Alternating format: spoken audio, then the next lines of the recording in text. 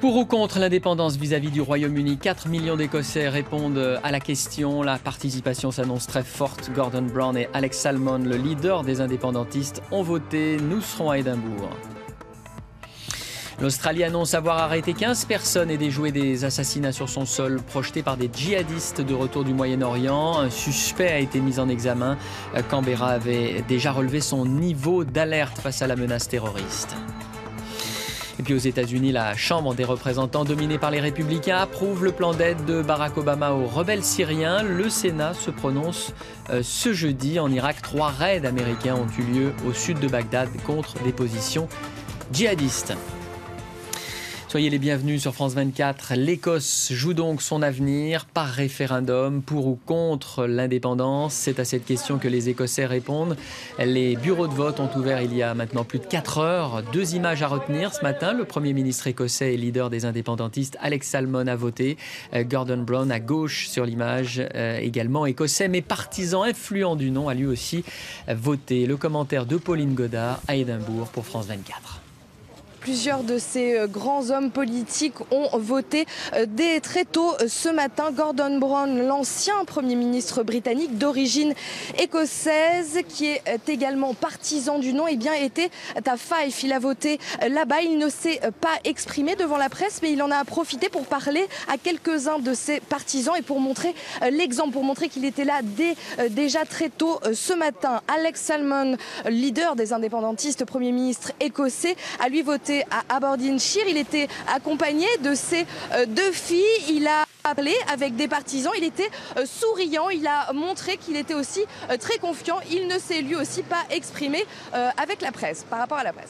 Et les tout derniers sondages donnaient le camp du non en tête, mais comme bien souvent, les indécis pourraient faire la différence. Ils sont encore plus de 600 000. Que se passera-t-il concrètement si demain matin l'Écosse se réveille indépendante? Élément de réponse avec nos confrères de l'agence France Presse. Si les Écossais votent oui, les changements ne seront pas immédiats. Les indépendantistes eux-mêmes estiment qu'il faudra près de 2 années avant que l'Écosse ne devienne effectivement un nouveau pays sur la carte en mars 2016. Le gouvernement et le Parlement écossais assumeraient alors tous les pouvoirs. L'indépendance va poser beaucoup de défis économiques. La Nouvelle-Écosse aimerait pouvoir garder la livre, mais Londres n'est pas d'accord. Les indépendantistes estiment avoir un levier de négociation, le partage de la dette publique du Royaume-Uni entre les 2 pays. Va aussi se poser la question de la répartition du pétrole de la mer du Nord. Si la géographie est le critère, l'Écosse encaissera désormais 91% des revenus. Autre dilemme, les frontières. Un mur témoigne encore du temps où la Grande-Bretagne et l'Écosse étaient 2 nations séparées. Elles se sont réunies il y a 300 ans. Les indépendantistes ont promis la libre circulation avec le Royaume-Uni. Encore faut-il qu'ils obtiennent de faire partie de l'Union européenne au même titre que Londres. Faute de quoi, la situation se compliquera et il faudra réintroduire des postes frontières. Enfin, qu'adviendra-t-il de la monarchie? Le SNP se veut fidèle à la reine Elisabeth et se voit entrer dans le Commonwealth, un club d'une 50aine de pays qui tous reconnaissent la reine. Cette dernière, qui possède le château de Balmoral en Écosse, ne s'est pas mêlée au débat politique. Sa fonction le lui interdit. Même si beaucoup dans la presse britannique assurent que la souveraine est horrifiée à l'idée d'un éclatement du royaume. Un pays regarde de très près ce scrutin, c'est l'Espagne. Madrid fait face, vous le savez, depuis plusieurs années à une montée en puissance des indépendantistes catalans. Eux aussi réclament un référendum. Le gouvernement espagnol tente de s'y opposer. Nena Yen. Face au Parlement, le Premier ministre espagnol martèle ses propos. Un oui à l'indépendance de l'Écosse serait malvenu en Europe. Selon Mariano Rajoy, ces processus d'indépendance sont largement négatifs. Ces aspirations à l'indépendance torpillent l'esprit européen, car l'Europe a été créée pour intégrer les pays et non pour les fragmenter. Galvanisés par le référendum écossais sur l'indépendance, des centaines de milliers de Catalans ont manifesté à Barcelone la semaine dernière. Objectif, réclamer un vote sur une séparation de l'Espagne. Fiers de leur langue et de leur culture, beaucoup des 7,5 millions de Catalans se sentent maltraités par le gouvernement central. Artur Mas, le président de Catalogne, compte maintenir la tenue d'un référendum sur l'indépendance de cette région le 9 novembre prochain. Le Premier ministre espagnol prévient, il saisira le tribunal constitutionnel pour empêcher cette élection. En Australie, plus de 800 policiers ont participé à l'aube à un coup de filet antiterroriste dans des banlieues de Sydney et de Brisbane. L'organisation de l'État islamique est évoquée par les autorités à Sydney. Les précisions d'Isabelle Delerba.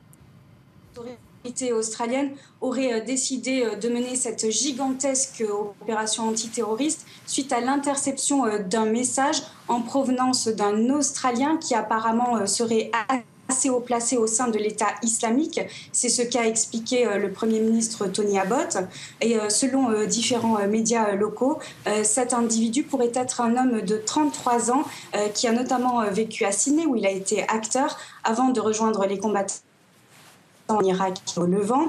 Et donc, dans ce message, il a demandé à ses réseaux de soutien en Australie d'y perpétrer des meurtres spectaculaires.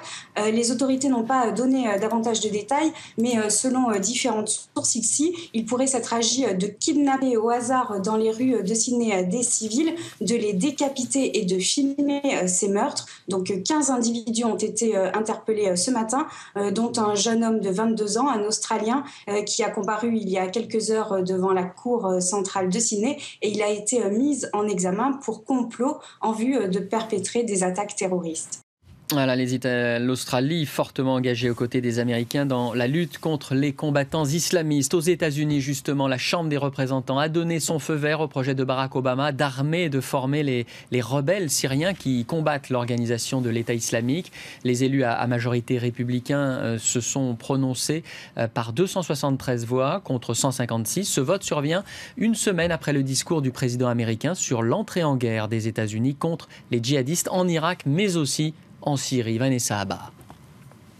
La Syrie, l'Irak, deux pays déchirés par la guerre, deux territoires en proie à l'offensive de l'organisation de l'État islamique. Des djihadistes qui, pour créer leur califat, se sont d'abord attaqués aux forces du président syrien, Bachar al-Assad. Puis la division a fini par gagner les rangs des insurgés, d'un côté les modérés, de l'autre les combattants de l'organisation de l'État islamique. Cette montée en puissance des djihadistes en Syrie, l'Occident en est le témoin, mais la communauté internationale a refusé d'armer les rebelles modérés. Aujourd'hui, Washington change son fusil d'épaule. Mercredi, la Chambre des représentants a approuvé le plan de Barack Obama de fournir de l'armement aux insurgés modérés et de les entraîner. C'est la meilleure des mauvaises options pour mettre un terme à l'avancée de l'organisation de l'État islamique dans la région. Plusieurs membres de la Chambre craignent que les armes américaines ne se retrouvent dans les mains des djihadistes, un scénario qui s'est déjà produit dans le nord de l'Irak cette année, quand l'organisation de l'État islamique a lancé son offensive dans le pays. Souvenez-vous de ce qui s'est passé quand les Américains ont entraîné et équipé des individus. Ça, c'est la propagande de l'organisation de l'État islamique sur Internet, un tank américain en possession des djihadistes depuis le retrait des Irakiens. Depuis des semaines, les États-Unis, mais également la France, ont décidé d'armer ceux qui combattent les djihadistes en Irak. En première ligne, les forces kurdes. Eux affirment que ces armes ont joué un rôle décisif dans la riposte lancée contre l'organisation de l'État islamique.